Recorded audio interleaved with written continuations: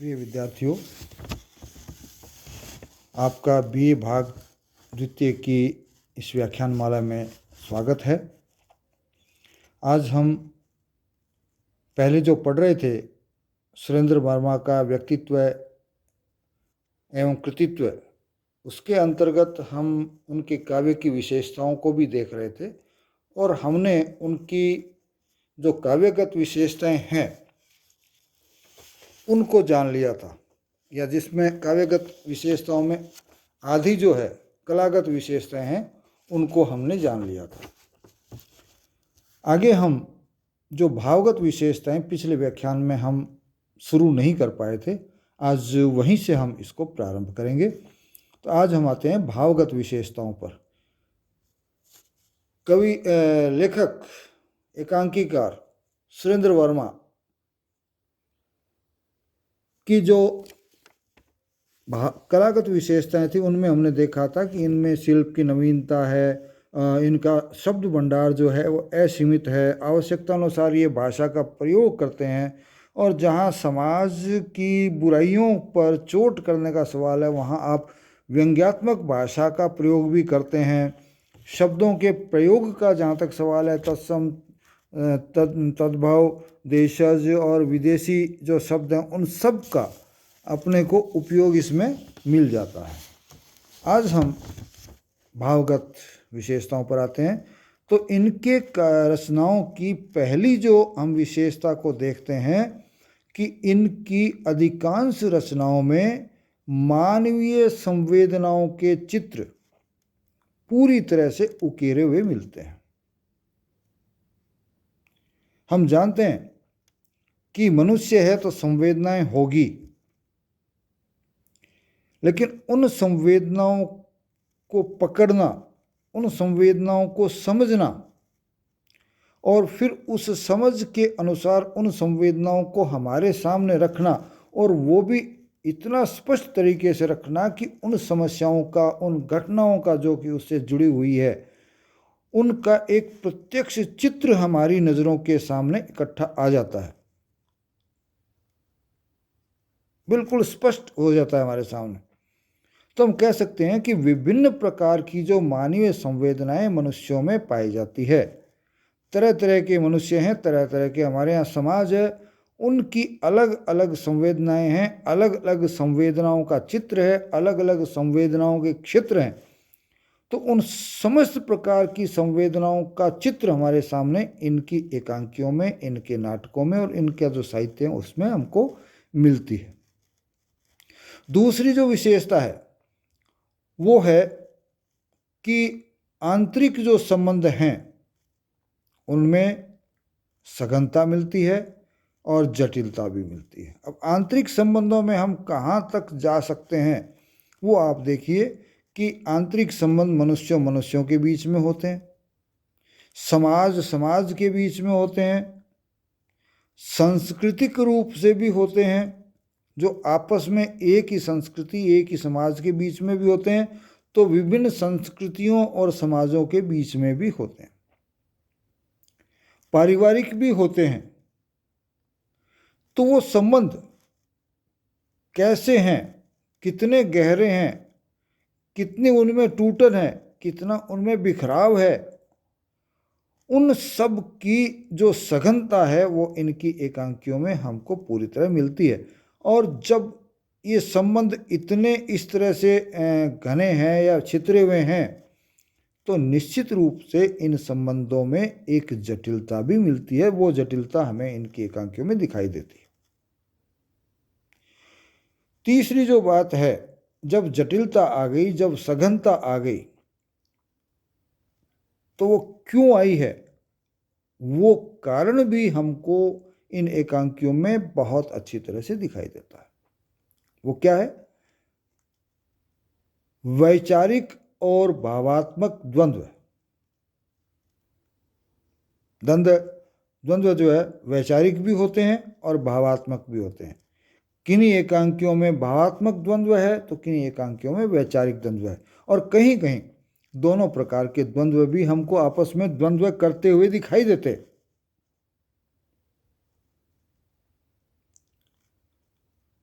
क्योंकि मनुष्य जीवन सीधा और सपाट नहीं है, उतार भी है, चढ़ाव भी है, गम भी है, खुशियां भी है, संबंधों का जोड़ है तो संबंधों का तोड़ भी है। विचार अनेक तरह के विचार हैं, चाहे वो सामाजिक विचार हो, चाहे राजनीतिक विचार हो, चाहे धार्मिक विचार हो, चाहे सांस्कृतिक विचार हो। विचार अलग अलग मिलते हैं तो उनमें आपस में द्वंद्व भी मिलेगा। उसी तरह से भावनाओं का स्तर भी अलग अलग है, भावनाओं के रास्ते भी अलग अलग हैं, तो उसमें भी उस तरह के। अब देखिए, दो संतानें हैं, एक पिता के माता के। अब उनका भावात्मक संबंध हर संतान से कैसा है? क्या एक जैसा मिलेगा? नहीं मिलेगा। इसी तरह से पुत्र पुत्रियों का जो माता पिता के साथ भावात्मक संबंध है, क्या वो एक जैसा मिलेगा? नहीं मिलेगा। क्या हमेशा एक जैसा रहेगा? नहीं रहेगा। क्या उन भावों में जो अंतर आता है समय के साथ, परिस्थितियों के साथ, क्या वो आसानी से उनसे पीछा छुड़ा सकता है? नहीं छुड़ा सकता। उसमें द्वंद्व रहेगा कि मैं ये करूं या न करूं। तो भावात्मक द्वंद्व और वैचारिक द्वंद्व दोनों इनके एकांकियों में हमको मिलते हैं। लेकिन इसके साथ साथ इनकी एकांकियों में एक और विशेषता रही है जो बहुत ही अच्छी जो लगती है और सकारात्मक भी है। इनकी एकांकियों में मानवीय संवेदनाएं, सघनता, जटिलता, द्वंद्व इत्यादि सब कुछ होते हुए भी इनकी जो दृष्टि है वो आशावादी है। इनकी एकांकियों में निराशा हमको दिखाई नहीं देती है। कितने ही गहराई में, जटिलता में, दुख में व्यक्ति डूबा हो, उसके मन में एक आशा का संचार इनकी एकांकियों के माध्यम से होता है। पीढ़ियों का अंतर है, वैचारिक अंतर है, भावुकता का अंतर है, तो वहां भी ये एक सकारात्मकता लाते हैं, एक आशा रखते हैं, और वो आशावाद इनकी एकांकियों को एक अलग ही स्वरूप प्रदान करता है। लेकिन आशावादी होने का मतलब ये नहीं है कि हमारे सामने कोई समस्याएं नहीं होगी। हर समाज में हर समय अलग अलग लोगों के लिए अलग अलग तरह की वर्जनाएं रही है, रोक रही है, निषेध रही है। स्वतंत्र समाज में कोई नहीं है। अब ये है कि वो निषेध, वो वर्जना किस तरफ ले जा रही है। तो इस बारे में भी समाज में जो उस समय का जो समाज था, उसमें जो वर्जनाएं उपस्थित थी, निषेध जो लगे हुए थे, उन सब के बारे में इनकी एकांकियों में चर्चा मिलती है। चाहे वो स्त्री पुरुष संबंधों का हो, या स्त्रियों की प्रकृति का हो, या स्त्रियों के कार्य क्षेत्र का हो, पुरुषों के कार्य क्षेत्र का हो, समाज को किस क्षेत्र में जाना चाहिए, समाज और मनुष्य जो है, मानव जो है, वो आपस में कहाँ कहाँ बंधे हुए हैं, वो सारी बातें इनकी एकांकियों में मिल जाती है।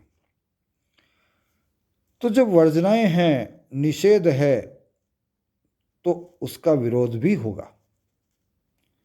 वो एक अगली विशेषता इनकी एकांकियों की जो भावगत विशेषताओं के अंतर्गत हैं, वो हम इसमें कह सकते हैं कि जो गलत वर्जनाएं थी, जो उचित वर्जनाएं नहीं थी, उचित जो निषेध नहीं थे, उनके होने के कारण और कुछ पाश्चात्य प्रभाव होने के कारण, या नई पीढ़ी और पुरानी पीढ़ी में वैचारिक और भावनाओं का अंतर होने के कारण परिवारों में जो विघटन उस समय होने लग गया था, वो भी आपकी एकांकियों में बड़े ही मार्मिक तरीके से दिखाया गया है। इसके साथ जब विघटन होता है तो एक प्रकार की शून्यता आ जाती है, और वो शून्यता इनकी एकांकियों में हमको मिलती है। अब है अकेलापन। विघटन होगा तो साथ छूटेगा, और साथ छूटेगा तो अकेलापन होगा। रह व्यक्ति समाज में ही रहा है।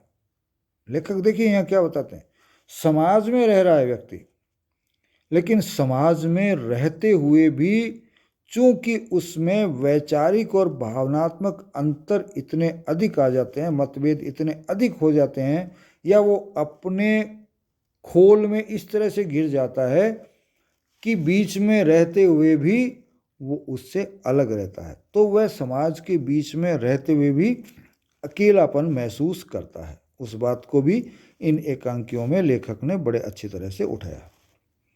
इसके साथ साथ समय के साथ स्त्री और पुरुषों के संबंध भी बदलते रहे हैं। आप प्राचीन काल से लेंगे और आधुनिक काल तक चलेंगे तो आपको समय समय पर परिवर्तन मिलते रहे। भारतीय समाज में जो वैदिक काल था उसमें नारियां पूरी तरह स्वतंत्र होती थी। फिर कुछ स्वतंत्रताएं कम हुई और मुगल काल तक आते आते वो स्वतंत्रताएं लगभग समाप्त हो गई। तो जब स्वतंत्रता एक 50% वर्ग की मिटती है तो उसकी हस्ती भी कमजोर पड़ती है, और जिस वर्ग के कारण वो स्वतंत्रताएं कम होती हैं उसके साथ संबंध, स्त्री और पुरुष के संबंध तो शाश्वत है, तो उन संबंधों का जो स्वरूप है वो भी बदलता है, और इस बदलते हुए स्वरूप को इन्होंने अपनी एकांकियों में बहुत अच्छे तरीके से प्रकट किया है। इसके साथ साथ जब आधुनिक समाज बनता जा रहा है या समाज में आधुनिकता बढ़ती जा रही है तो और वैचारिक स्वतंत्रता बढ़ती जा रही है, नारियों को कानूनी तौर पर भी अधिक अधिकार मिलते जा रहे हैं, तो स्त्रियों का व्यक्तित्व भी धीरे धीरे स्वतंत्रता की तरफ बढ़ रहा है। तो इनकी एकांकियों में स्त्री की स्वतंत्रता पर भी प्रकाश डाला गया है कि स्त्री भी एक स्वतंत्र व्यक्तित्व है।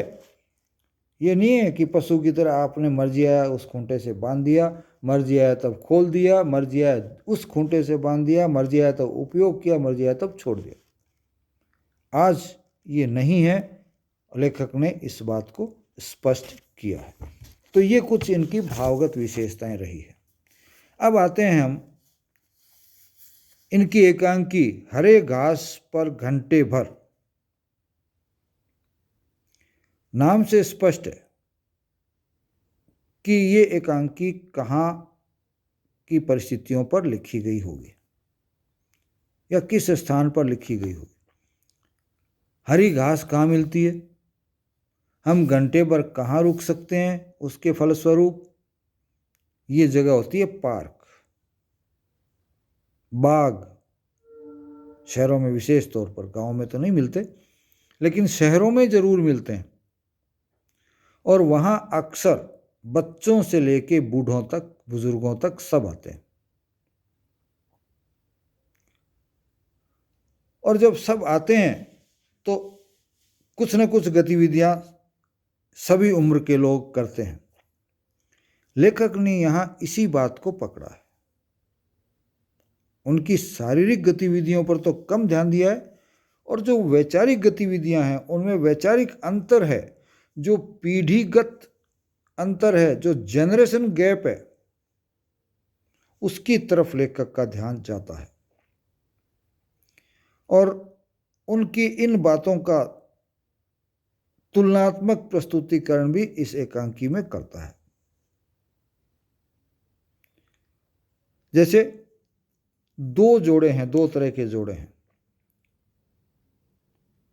एक जवान लड़के और लड़की का जोड़ा है या युवक युवती का जोड़ा है,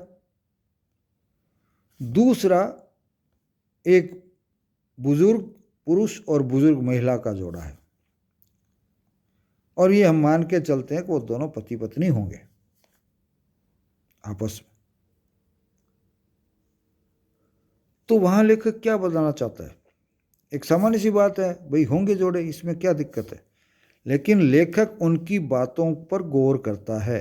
शायद लेखक ने कहीं ऐसा देख लिया होगा, सुन लिया होगा, कल्पना भी हो सकती है लेखक की अपने अनुभव से। तो लेखक पहले जो बाग में आया हुआ युवा जोड़ा है उसकी बातों को स्पष्ट करता है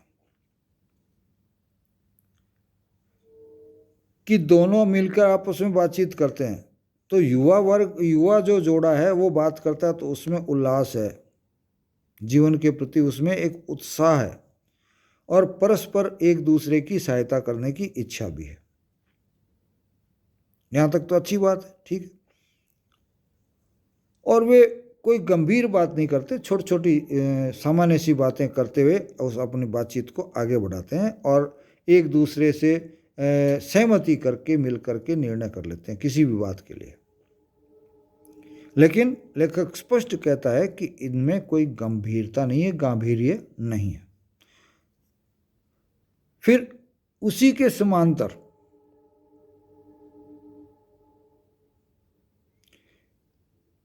वहीं बाग में बुजुर्गों का जोड़ा भी है, एक बुजुर्ग महिला, एक बुजुर्ग पुरुष।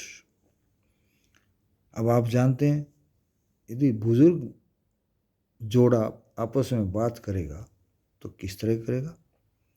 निश्चित रूप से आप जानते हैं, हो सकता है आपको ध्यान नहीं रहे या आपने कभी गौर नहीं किया इसलिए आप बता नहीं पाए, लेकिन आपकी जानकारी इस संदर्भ में निश्चित रूप से मिलेगी। वो क्या है, उनकी चिंताएं दूसरी है। युवा वर्ग की चिंताएं अलग थी और इनकी चिंताएं अलग है। वो क्या है, उनको कहीं से भी निमंत्रण मिलता है तो पहली चीज क्या होगी, यात्रा की चिंता, यात्रा में होने वाली तकलीफों की चिंता। क्योंकि उम्र पाने के बाद आदमी की क्षमताएं कम हो जाती है, पाचन क्षमता भी कम हो जाती है, कोई ना कोई रोग भी पकड़ लेता है, तो उनको चिंता होती है कि वहाँ जाना है और अपने को ये कष्ट मिलेगा, ये कष्ट जो है अपने पर आएगा, और विभिन्न तरह की बीमारियां लग जाती है तो उनकी चिंता भी है, उनकी दवाइयों की चिंता भी है, अर्थात उनके संबंध में ही बात करते हैं। या फिर बच्चों के, वो हालांकि पूरी बात यहाँ संक्षेप में हम नहीं बताते, बच्चों की समस्या हो सकती है, पोतों की समस्या हो सकती है, पोती की समस्या हो सकती है, समाज की समस्या हो, एक दूसरे की जो कमजोरी है या एक दूसरे का जो कष्ट है उस कष्ट पर भी बड़े प्रेम पूर्वक बात करते हैं और उनको हल करने की कोशिश भी करते हैं। तो यहाँ लेखक जो लिखता है कि प्रेम का गहरा अनुबंध उनके बीच में है। और वो किस तरह से प्रकट होता है, देखिए भारतीय समाज में एक परंपरा है, हर शादीशुदा महिला की ये इच्छा होती है कि उसकी अर्थी अपने पति के कंधों पर जाए। क्या अर्थ निकाल सकते हैं आपसे कि उस महिला की कितनी अधिक सद्भावनाएं हैं, कितना अधिक उसने प्रार्थना की है अपने पति के लिए। पति के कंधे पर जाने का मतलब है कि जब तक वो मरे तब तक पति पूरी तरह से स्वस्थ रहे और स्वस्थ रहते अपने जीवन को व्यतीत करे। कितनी बड़ी कामना होती है। तो ये चीजें प्रेम को प्रकट करने वाली इन बुजुर्गों की बातचीत में हमको दिखाई दे जाती है। लेकिन युवा जोड़े में ऐसा भावनात्मक लगाव आपको नहीं मिलता। उसमें क्या लालसा रहती है, एक दूसरे के साथ बात करने में जल्दबाजी भी रहती है और उसके साथ साथ मिलन की एक उतावलापन, मिलन की एक उतावली भी उनमें रहती है, या उद्यमता उनमें रहती है कि हमारा मेल किसी तरह से हो जाए। वो प्रेम की घनिष्ठता उनमें नहीं होती है। प्रेम मानसिक भावात्मक कम, शारीरिक अधिक होता है। और जो जीवन के मूल्य हैं वो आयु के साथ बदलते हैं, इसीलिए एक जनरेशन गैप पैदा होता है। तो जो मूल्य हैं उनमें अंतर और एक जनरेशन गैप जो बनता है, हालांकि इसमें जनरेशन गैप सीधी नहीं आई है, क्योंकि उन लोगों के साथ वो सीधे एक दूसरे के पिता पुत्र नहीं है, सास ससुर नहीं है, तो सीधा तो इनका संबंध नहीं है, लेकिन वैचारिक अंतर आएगा तो वहाँ एक गैप होगा। मान लीजिए बुजुर्ग जो जोड़ा है उसके बेटे पोते भी हों तो उनके में अंतर मिलेगा। इस तरह जो जवान जोड़ा है उनके भी माता पिता या सास ससुर हो सकते हैं तो उनमें अंतर मिलेगा। तो वो हालांकि सीधा यहाँ इन्होंने प्रकट नहीं किया, लेकिन वो भी इसमें प्रकट होता है। अब हम अगले व्याख्यान में इस एकांकी के बारे में जानेंगे, सार संक्षेप इसका देखेंगे, इसके महत्वपूर्ण स्थलों को जानने का प्रयास करेंगे, और इसमें कोई विशेष प्रश्न बनता है, कोई नायक ज़्यादा महत्वपूर्ण है, कोई नायिका ज़्यादा महत्वपूर्ण है, या कोई अन्य प्रकार का पात्र जो है वो बहुत महत्वपूर्ण है और एकांकी के उद्देश्य की तरफ एकांकी को लेके जाता है, तो वो भी हम देखेंगे। इसमें अपने कितने व्याख्यान हो वो एक अलग बात है। जय हिंद, जय भारत।